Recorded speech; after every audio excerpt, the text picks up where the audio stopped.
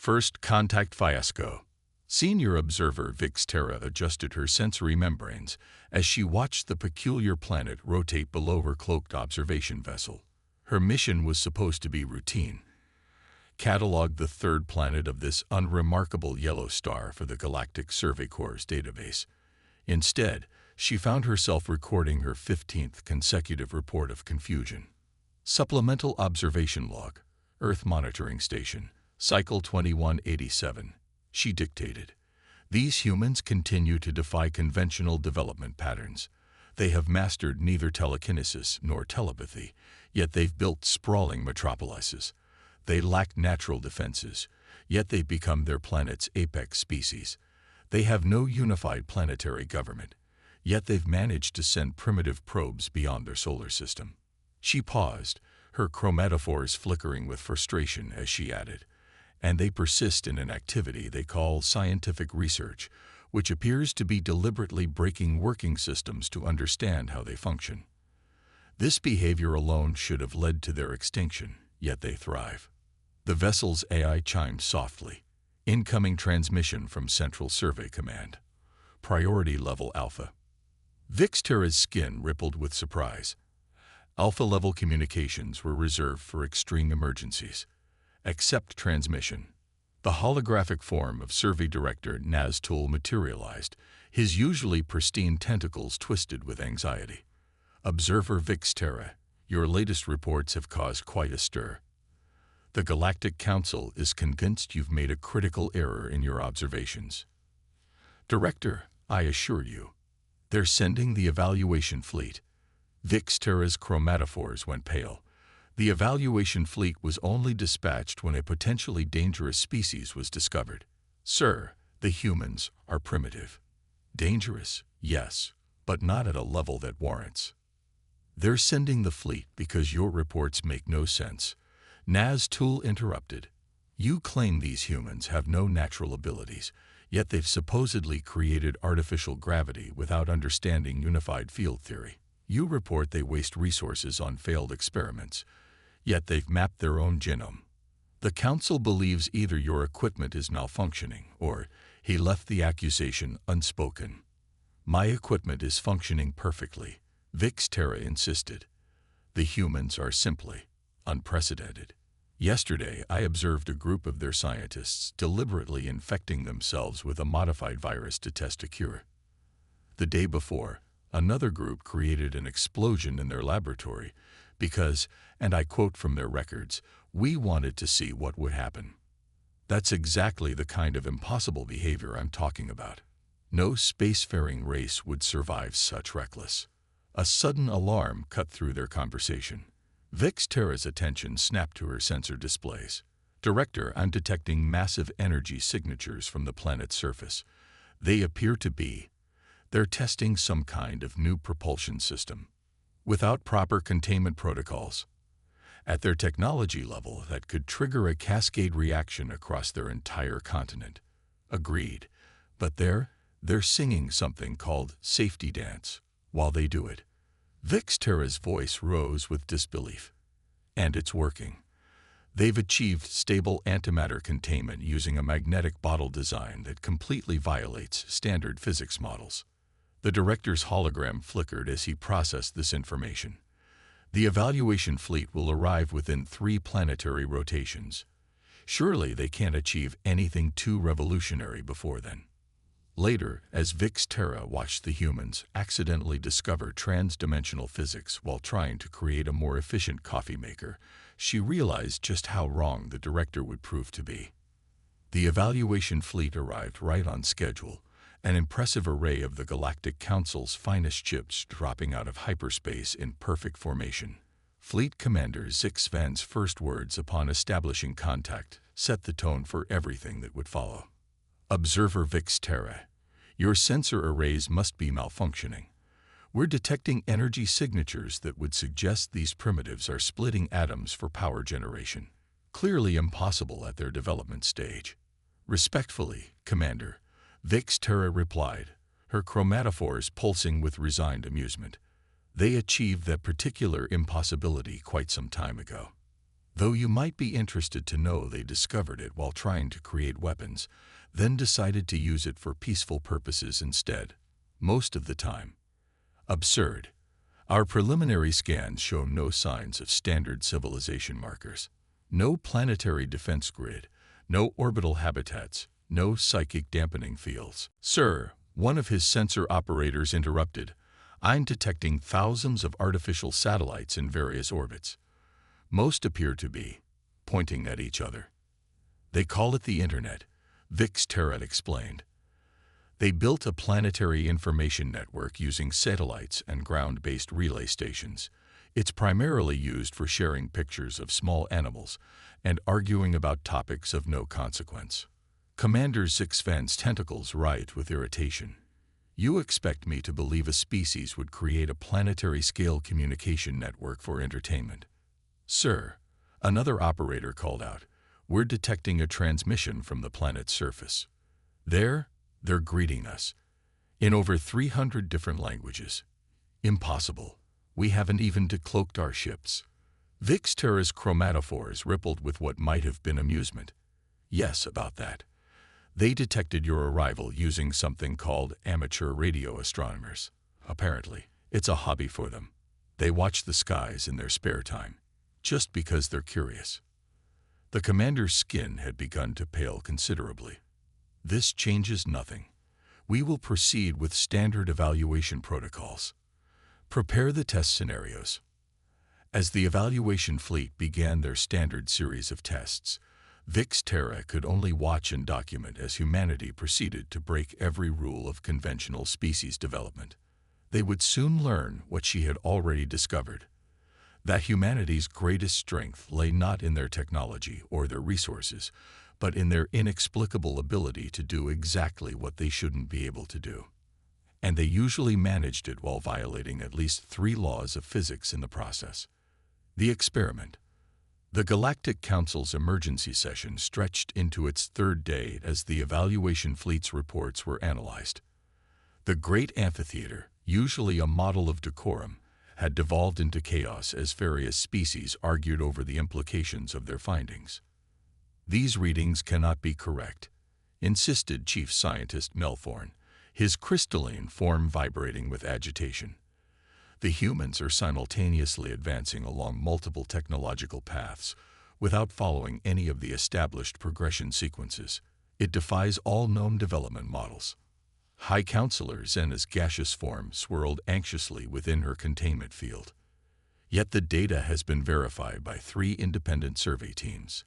They're advancing in quantum mechanics without having mastered basic telekinesis.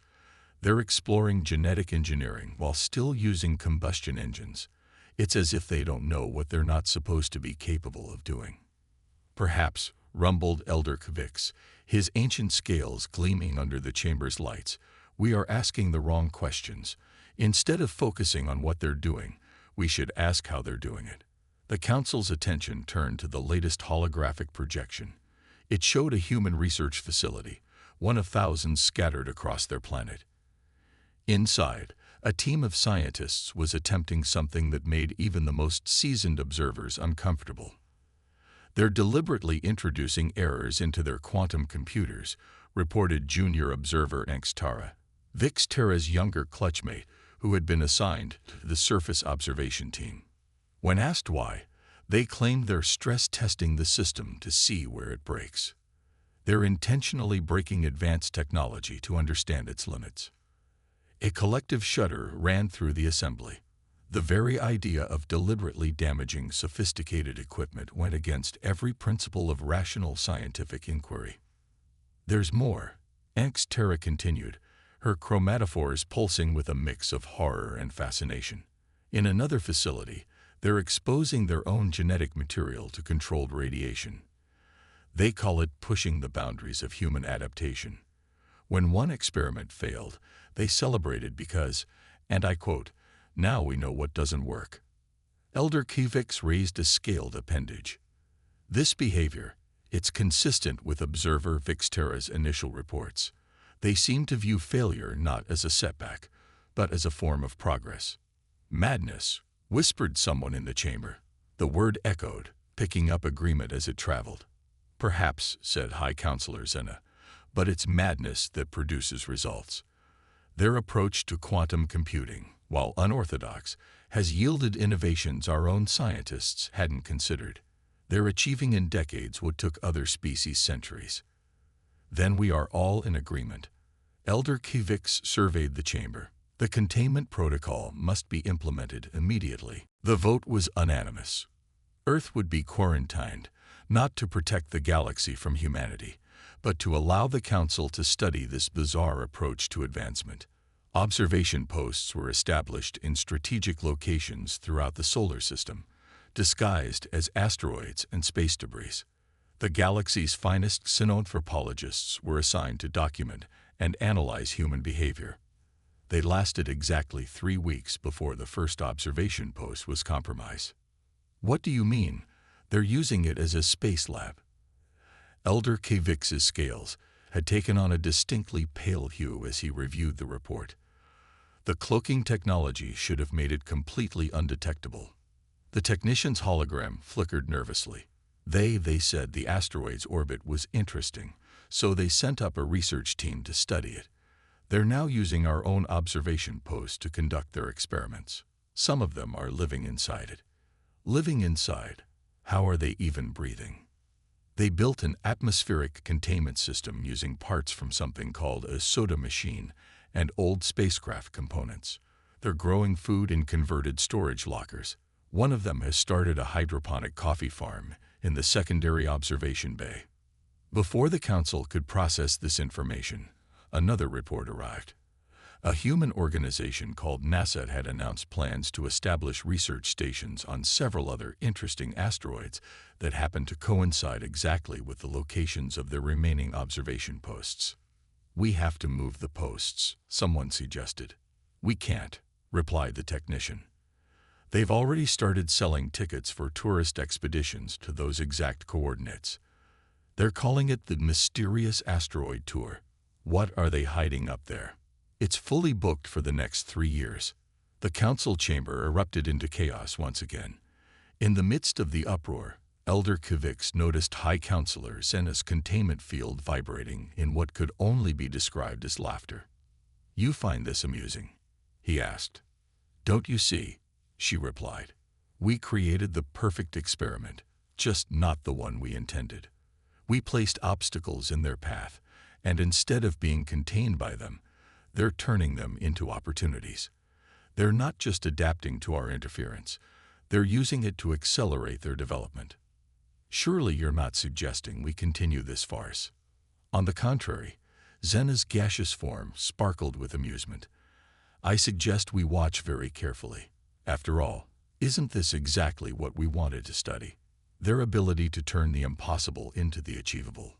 As if to punctuate her point, a new alert flashed across the chamber's information screens. The humans had just announced a breakthrough in faster-than-light travel theory, apparently inspired by unusual energy readings from their new asteroid research stations. They had taken the Council's observation posts and turned them into stepping stones to the stars. Breaking point. The emergence of the void cascade was, by all scientific measures, impossible.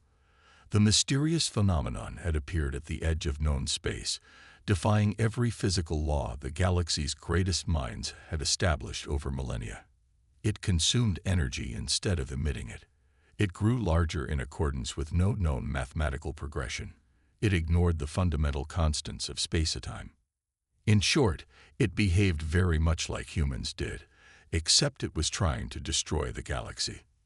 "The simulation models have failed again," announced Chief Scientist Mel Thorne to the assembled Emergency Council. His crystalline form had developed stress fractures from prolonged exposure to the problem. "The cascade continues to expand in ways our equations cannot predict. At current progression rates, it will reach the first inhabited systems within 6 standard months." High Counselor Zena's gaseous form had condensed to half its normal volume, a sign of extreme distress. "Surely our combined scientific knowledge is useless," interrupted Elder Kivix. "We cannot solve this crisis using theories that the crisis itself proves wrong with every passing moment." His ancient scales had dulled to a matte gray, reflecting the gravity of the situation. Perhaps it is time to consider an alternative approach. The chamber fell silent. Everyone knew what he was suggesting. Everyone had been carefully avoiding suggesting it themselves. The humans, Zena said finally. The humans, Kivix confirmed. They specialize in dealing with the impossible by simply refusing to acknowledge its impossibility. But they're barely a spacefaring civilization, protested Nelthorn. Their fastest ships are crude approximations of proper faster-than-light travel. Their understanding of quantum mechanics is based on theories they developed while trying to make their communication devices smaller. They still think digital watches are a pretty neat idea. And yet, Kivix countered, they've managed to turn our observation posts into research stations, developed 3 different theoretical frameworks for faster-than-light travel based on energy readings they shouldn't have been able to detect, and last week they submitted a patent for something called a quantum bagel toaster that our best scientists say might accidentally solve the unified field theory. Before anyone could respond, the chamber's emergency alert system activated. A holographic display materialized, showing a familiar face, observer Vix Terra, her chromatophores pulsing with urgent patterns. Counselors, forgive the interruption, but the humans, they've noticed the cascade. Impossible. Nelthorn's crystalline form chimed with disbelief. Their detection equipment isn't nearly sophisticated enough to. They saw it with a homemade telescope. Vix Terra interrupted. Something called a backyard observatory.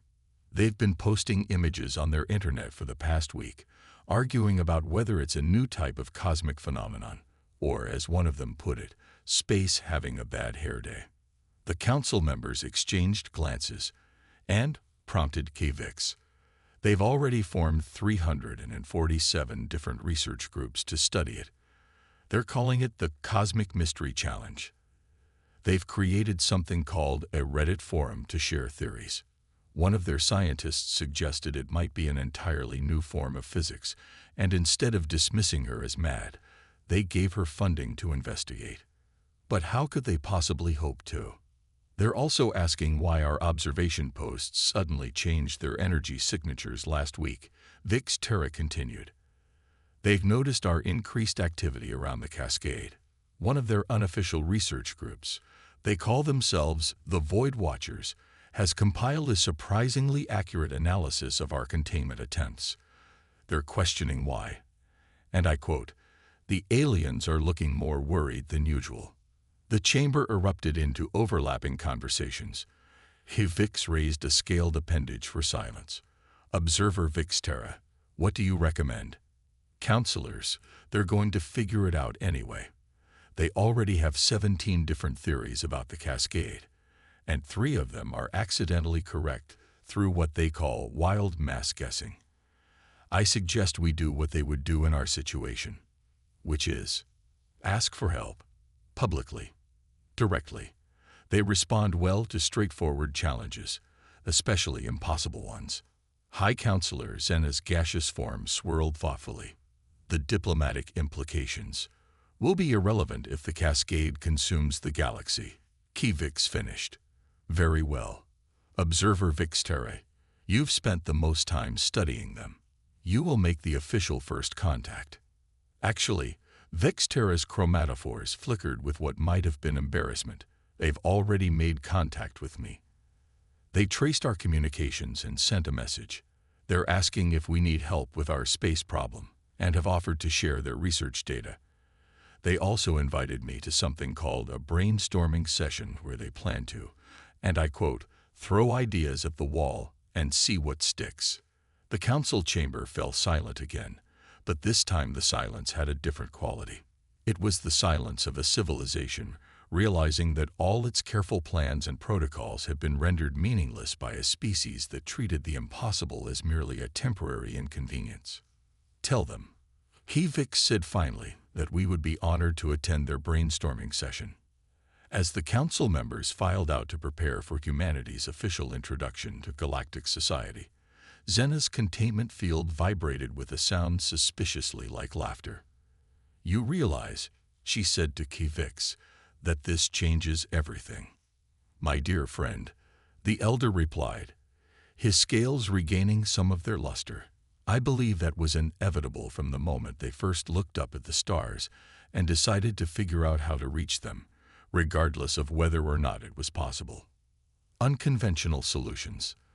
The first official human-alien brainstorming session on the Void Cascade crisis took place in what the humans called a conference center in Geneva.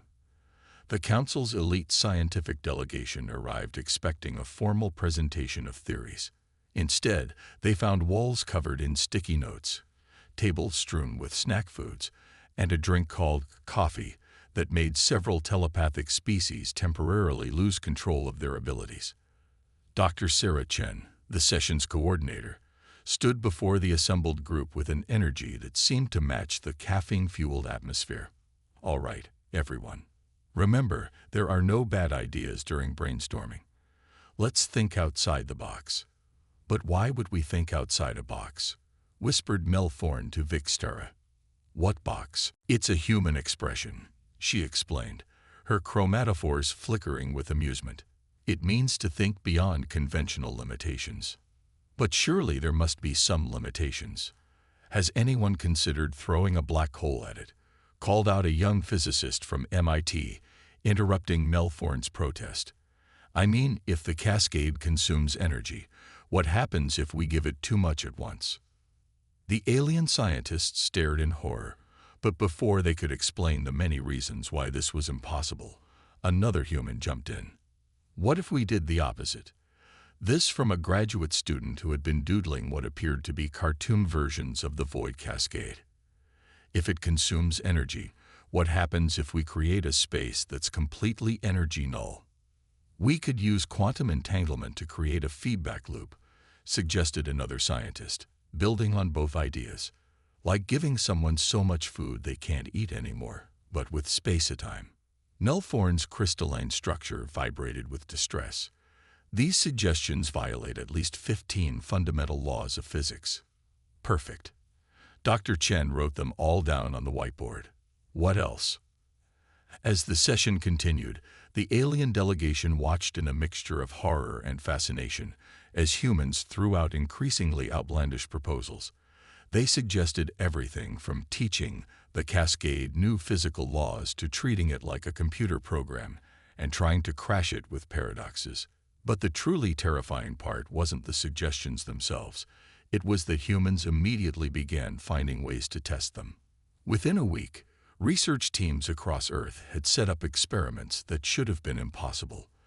They built quantum vacuum chambers in garages, tested microscale artificial black holes in university labs, and one group started working on what they called a space compiler to try treating the universe like computer code. They can't keep doing this, Mel Thorne insisted during an emergency council update. Their experiments could destabilize the entire sector. Actually, Vixtera interjected, her chromatophores pulsing with excitement. They've already had several breakthroughs. The quantum vacuum experiments revealed new properties of the cascade that our sensors missed.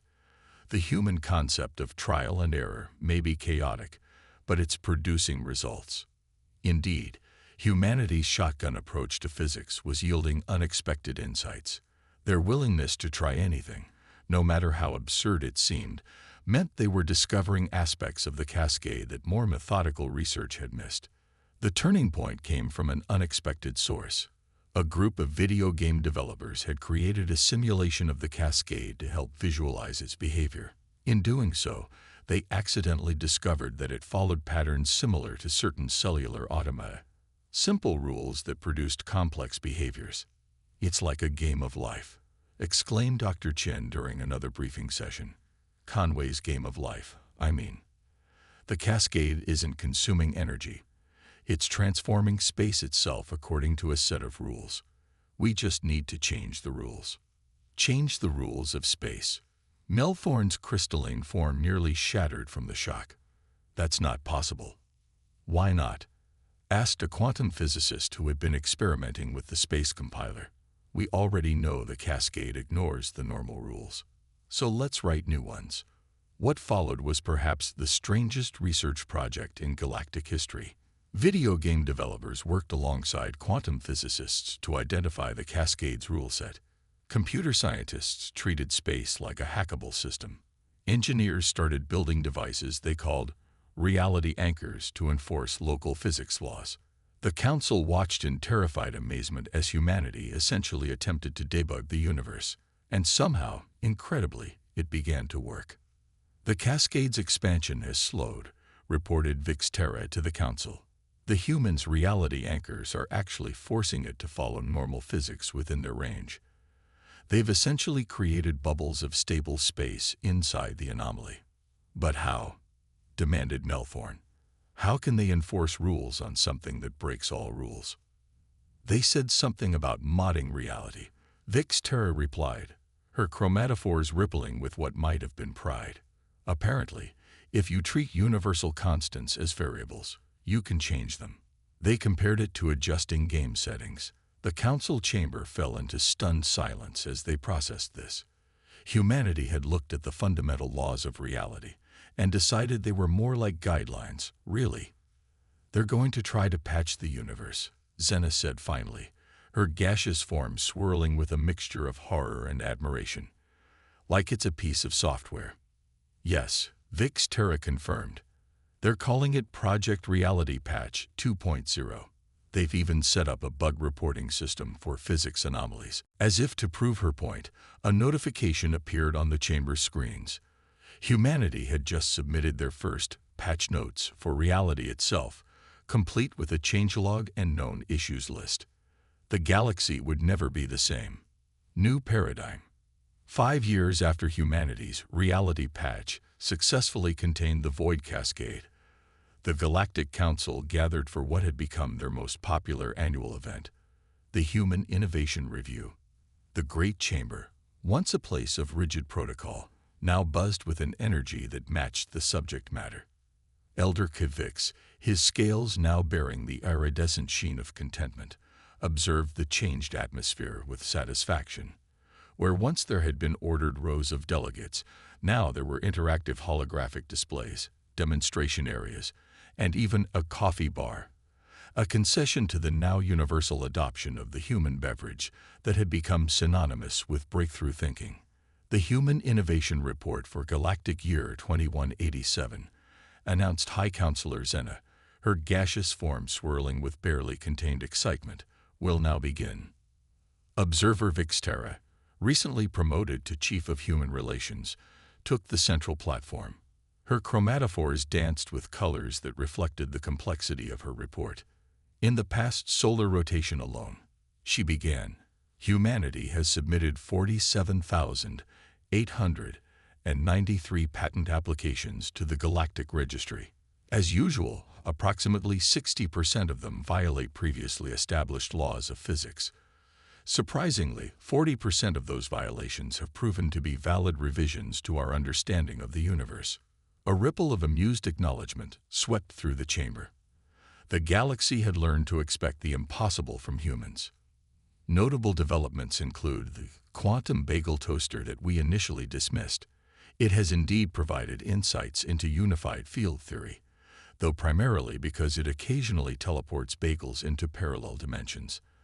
The human response to this bug was to establish an interdimensional breakfast exchange program. Melthorn, whose crystalline structure had adapted to accommodate more flexible thinking patterns, chimed in. Have they made any progress on standardizing their reality modification protocols? Yes and no, Vixterra replied. They've established what they call best practices for reality manipulation, but they insist on leaving room for what they term creative implementations.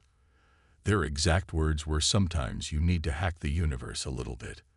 The chamber's screens displayed various human innovations that had reshaped galactic society. Reality anchors had evolved into precision tools for local physics manipulation. The Space Compiler project had spawned an entire field of computational cosmology. Even their crude initial attempts at faster-than-light travel had led to new understanding of spatial mechanics. But perhaps the most significant change, Vixterra continued, has been in how we approach problems as a galactic community. She gestured to the chamber itself, where representatives from hundreds of species now worked in fluid, informal groups rather than rigid hierarchical structures. The humans' approach to collaboration had proven infectious.